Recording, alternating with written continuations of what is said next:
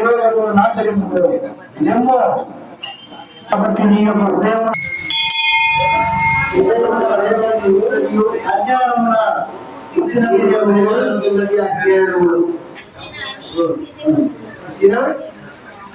దేవుడు ఈ సంశయమును జ్ఞానమును ఖడ్గము చేసి ఖడ్గము చే జ్ఞానమును జ్ఞానమును ఖడ్గము ఛేదించి వేయించి నిష్కామ కర్మ యోగము ఆచరింపుము. ఏమంటే నిష్కామ కర్మయోగం చేయడానికి అంటే మీ యొక్క మనసులో ఉన్నటువంటి అజ్ఞానాన్ని తొలగించుకొని జ్ఞానమనే ఖడ్గాన్ని తీసుకొని ఛేదించి ముందుకు వెళ్ళిపో అని చెప్తున్నాడు. అందుకోసమే మనకు కూడా తాత్పర్యంలో ఎన్నో భావాలు ఉన్నాయి. దాంట్లో అర్థమైంది ఏంటి? 62వ దాంట్లో తాత్పర్యం చదివినారు. నీ హృదయం అజ్ఞానం తొలగించుకోవాలంటే జ్ఞానమనే ఖడ్గం తీసుకొని ఛేదించాలి. జ్ఞానమే కలిగించుకొని చేయించుకుంటే నువ్వు అక్కడికి వెళ్ళిపోవు. అప్పుడు నీకు అక్కడ చేయించడానికి ఏమో ఎయి ఉత్తిష్టలే పనికి వేసి జ్ఞానం చూసుకోవాలి. అందుకే మిమ్మల్ని కూడా అప్పుడప్పుడు కొంచెం జ్ఞానం కోసం ఉండడం. ఈ అందరూ జయంతి 3 రకాల రాగాలలో అంబేద్కర్ భాగానికి అయ్యండి.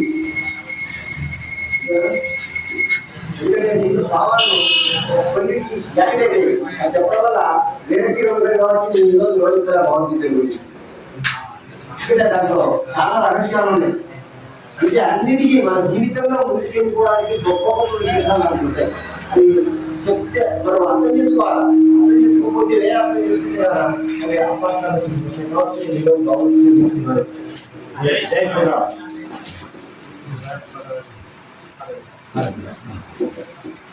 ఎప్పుడైనా సరే మీరు రమ్మంటే సిద్ధంగా ఉంటా. ఎప్పుడు మీరు రమ్మండి చెప్పినా శ్రీమద్కడనాథాయ శ్రీనివాసాయ మంగళం మంగళం కౌశలేంద్రాయ మహనీయమునాత్మనే చక్రవర్తి తనోజాయ సార్వభౌమాయ మంగళం సర్వమంగళమాంగళ్యే శివే సర్వార్థసాధికే శరణ్యే త్రయంబకే నారాయణమూర్తికే నారాయణమూర్తికే మంగళహారతి వరోన్ముక్త సీతారామ లక్ష్మణ సమేత నాంతరాత్మ నిర్మోహనంత నీవే అంత శ్రీ హనుమంత నీవే అంత శ్రీ హనుమంత. ఓం శాంతి శాంతి శాంతి సర్వేషాం ఓం సహనావతు సహనౌ భునక్తు సహ వీర్యం కరవావహై తేజస్వినావధీతమస్తు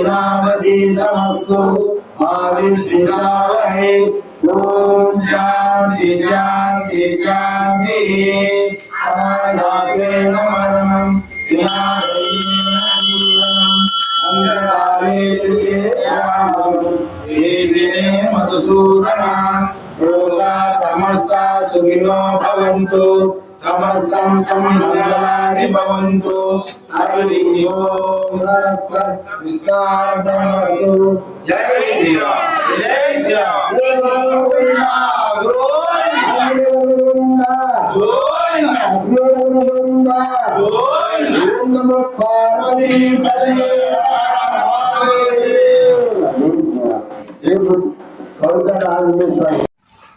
పారాయణమునకు పలకసిద్ధవన ఆంజనేయ స్వామి సన్నిధానమునకు మనకు అల్పాహార దాతలు చంద్రమౌళీశ్వరయ్య గోడలత రామయ్య గారు మనకు అల్పాహారంగా అందించారు. పారాయణ అనంతరము ఈ అల్పాహారం అంటే అన్నదానము అన్ని దానముల కన్నా భిన్న.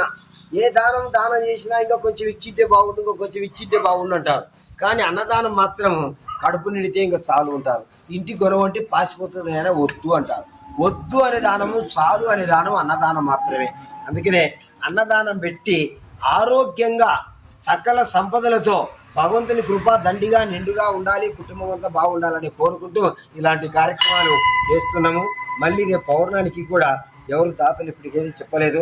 ఎవరైనా చెప్తే కూడా వాళ్ళ పేరు రాసుకుంటాము.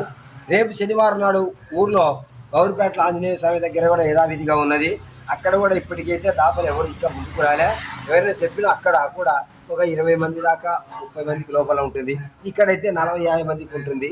అది ఎవరి అనుకూలంగా వారు ముందుకొచ్చి భగవంతుని కృప దండిగా నిండుగా పొందాలని కోరుకుంటుంది శ్రీ కోదండరామస్వామి భక్తి చైతన్య బృందం. జై శ్రీరామ్. ఒకరు చట్నీ పెట్టండి, ఒకరు